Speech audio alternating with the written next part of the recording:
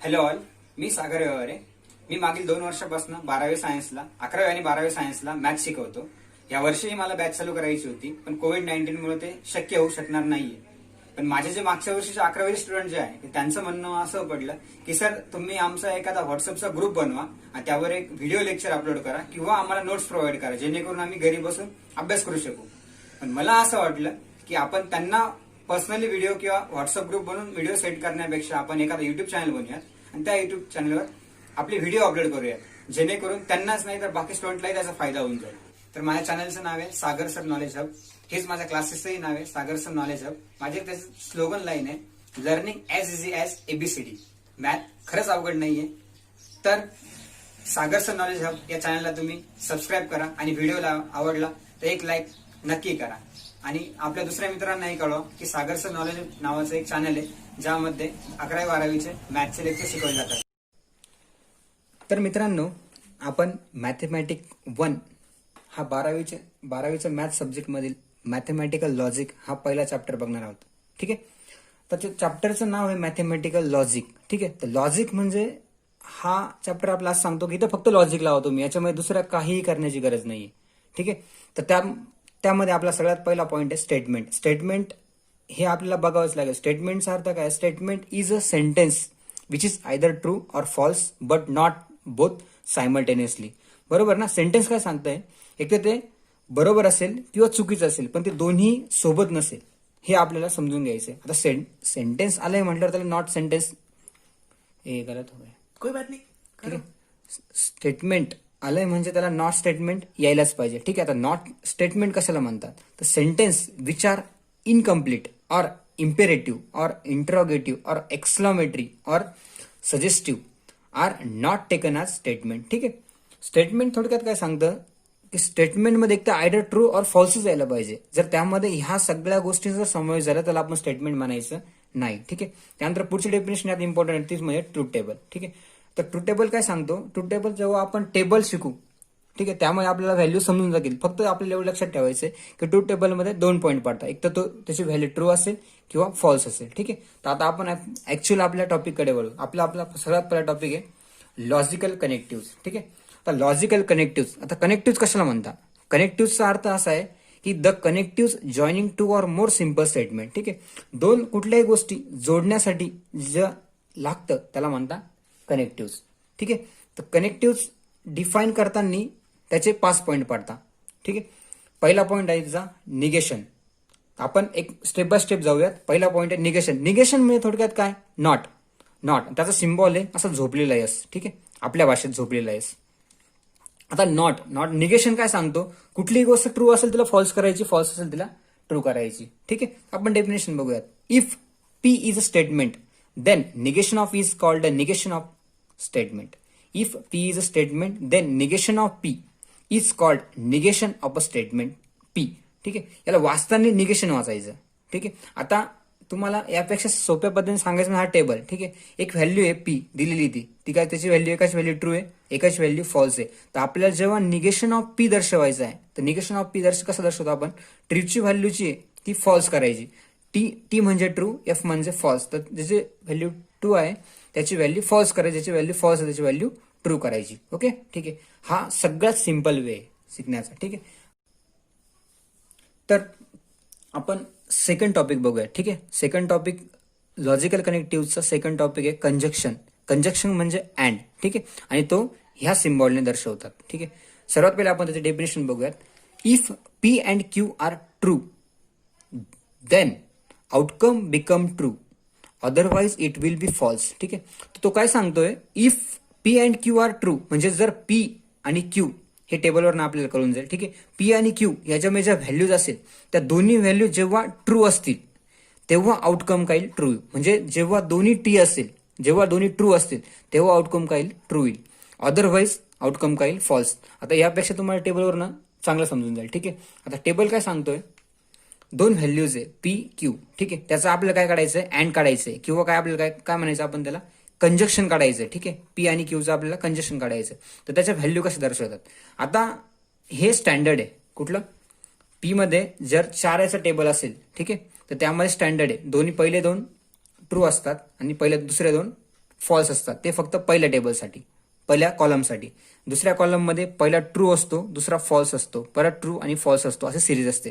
आता यामध्ये जर अजून एखादा व्हेरिएबल ऍड झाला, पी क्यू आणि आर ऍड झाला, तर त्यामध्ये कसं करायचं मी तुम्हाला नेक्स्ट एक्झाम्पल मध्ये सांगणारच आहे. ठीक आहे, त्याआधी आपण इथं कंजक्शन करायचं कसं ते बघूया. ठीक आहे, आता कंजक्शन काय सांगतोय, if P and Q are true. आता हे दोन्ही जेव्हा ट्रू असेल तेव्हा आउटकम काय येईल, ट्रू येईल. दोन्ही जेव्हा ट्रू असेल तेव्हा आउटकम काय येईल, ट्रू येईल. तर इथं बघा, हा टी आहे, हा टी आहे, त्याचा आन्सर काय आलं, टी आलं. ठीक आहे, आता इथे काय आहे, पहिला एफ आहे, पहिला टी आहे, दुसरा एफ आहे. ठीक आहे, तर त्याचा आन्सर काय आलं, एफ आलं, कारण ते सेम नाहीये. याच्या म्हणण्यानुसार दोन्ही टी पाहिजे तेव्हाच ते आन्सर काय येईल, टी येईल. आता इथे काय एफ आहे, इथं टी आहे, तर त्याचं आन्सर काय आलं, एफ आलं. आता इथं एफ आहे आणि इथंही एफ आहे, जरी ते सेम असले पण यांचं आपलं सांगण्याचं महत्व काय होतं, दोन्ही टी पाहिजे म्हणजे ट्रू पाहिजे, पण हे ट्रू नाही, दोन्ही फॉल्स आहे, त्यामुळे आन्सर काय आलं, फॉल्स आलं. हा याला म्हणतात कंजक्शन अँड, आणि त्याला होतात या सिम्बॉलने. ठीक आहे, आता आपण थर्ड पॉईंट बघूया. थर्ड पॉईंटचं नाव आहे डिसजक्शन.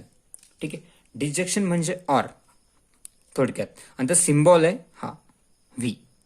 ठीक आहे, त्याचा सिम्बॉल आहे व्ही. अँडचा सिम्बॉल होता हा त्याचा अपोजिट डायरेक्ट. ठीक आहे, अपोजिट.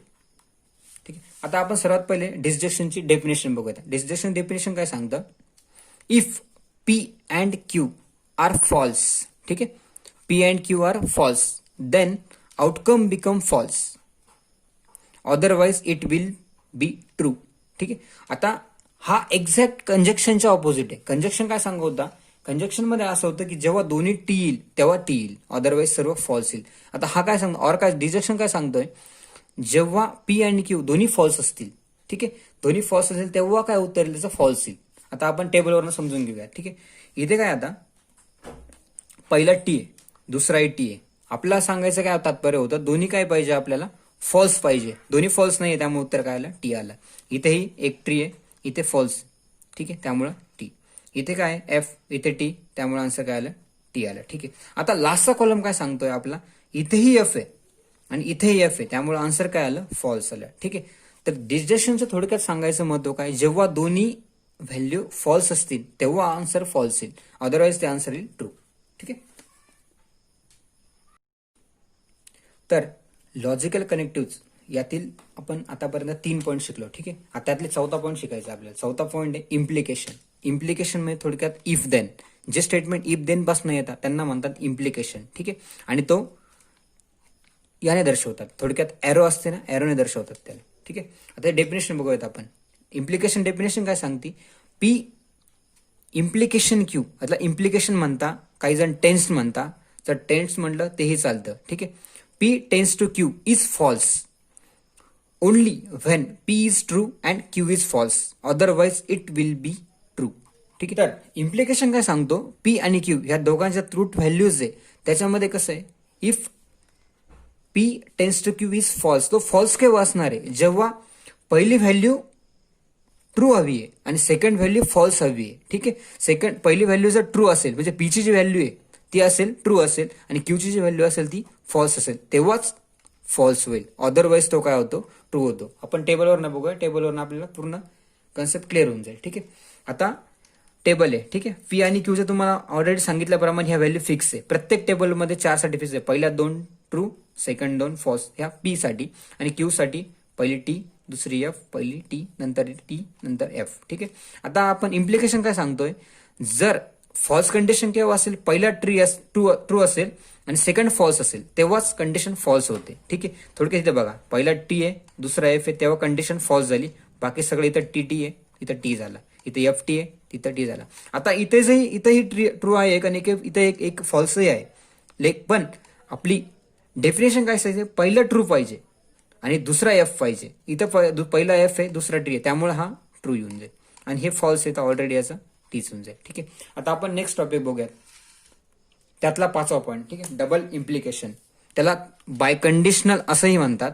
आणि हा ओळखायचा कसा, तर त्याच्यामध्ये इफ अँड ओनली इफ हा शब्द येतो. ठीक आहे, इफ अँड ओनली इफ, आणि हा डबल एरोने दर्शवतात. डबल एरो म्हणण्यापेक्षा दोन्ही साईडने आपण जे डायरेक्शन दर्शवतो त्याला म्हणता बाय कंडिशनल. ठीक आहे, आता आपण डेफिनेशन बघूयात. डेफिनेशन काय सांगते, पी इथं आपण टेन्स टू म्हणतो, तिथं डबल इम्प्लाइज म्हणायचं. ठीक आहे, किंवा biconditional, P biconditional Q is true only if P and Q have same truth values, otherwise it will be false. ठीक आहे, तर ट्रू केव्हा असणार आहे तो, जेव्हा दोन्ही व्हॅल्यू सेम असणार आहे.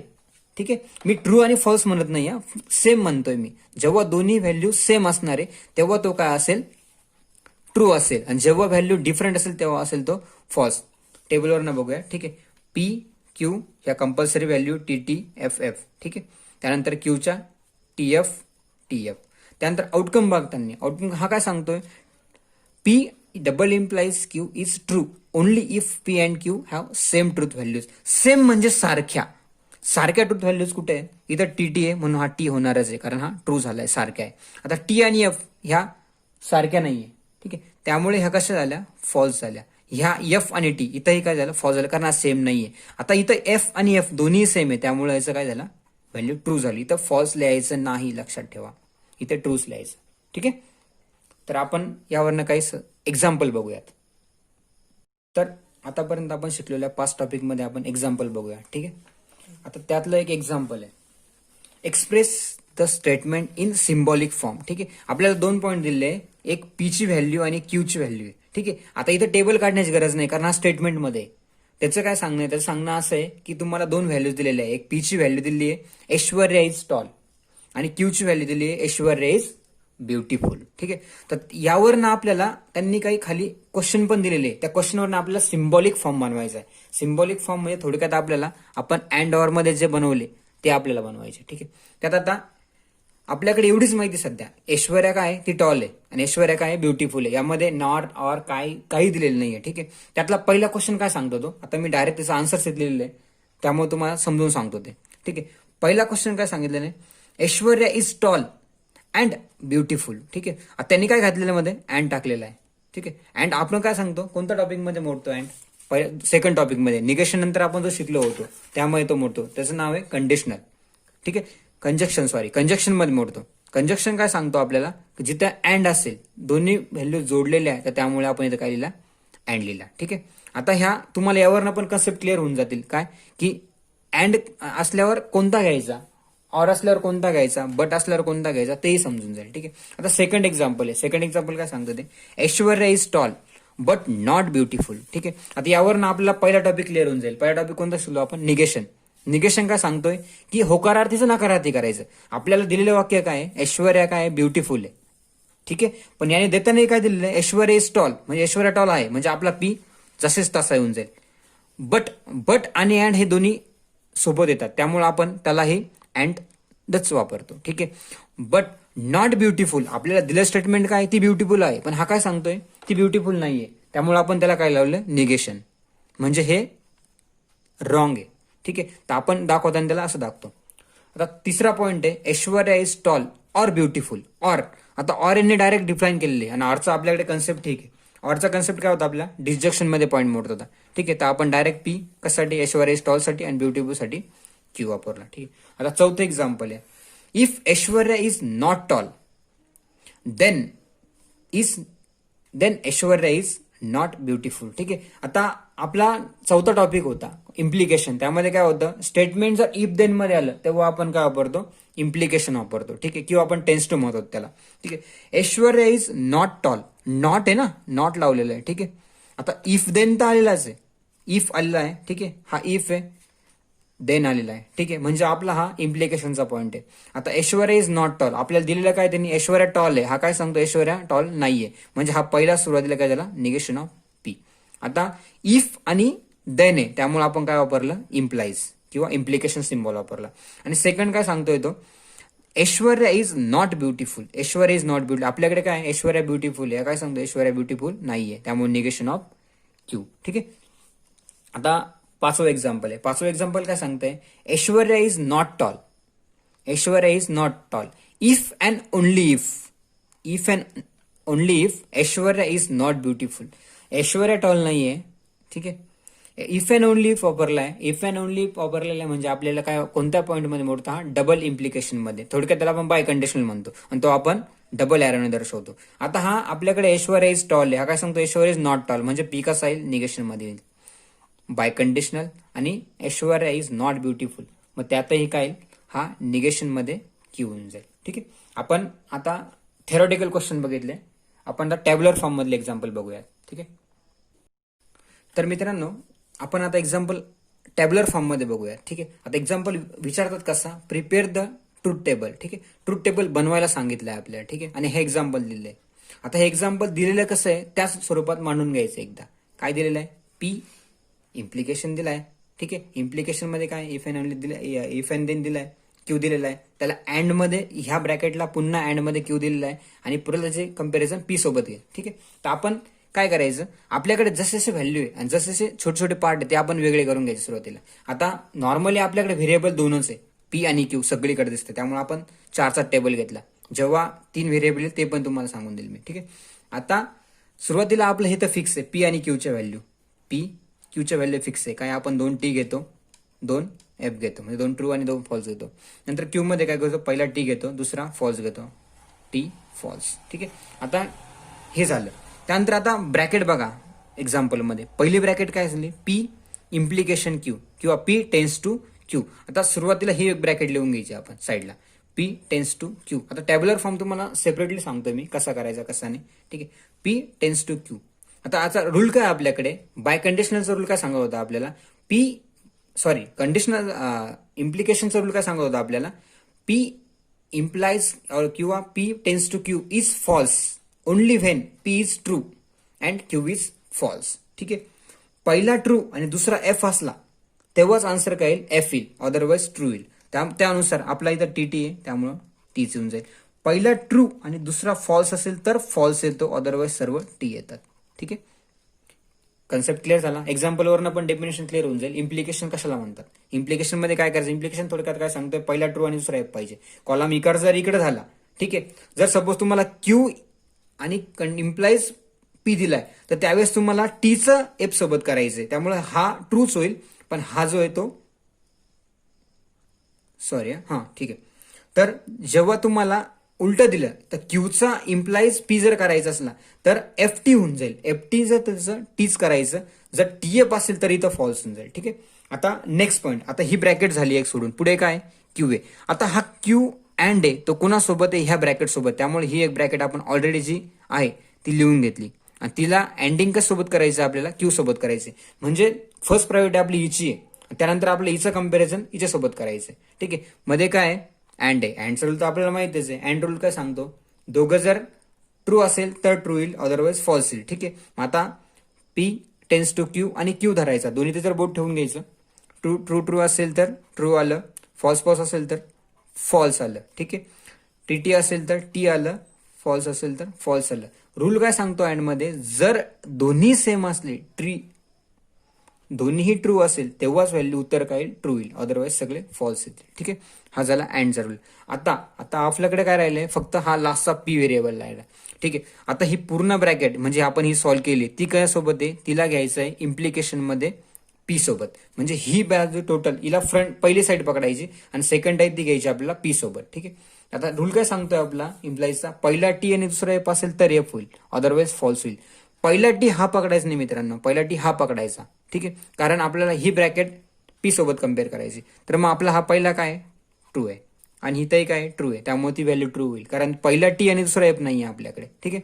इथे पहिला एफ आहे, आपल्याला पहिला टी हवा आहे, त्यामुळे हा बाय डिफॉल्ट डायरेक्ट ट्रू लिहून घ्यायचा. ठीक आहे.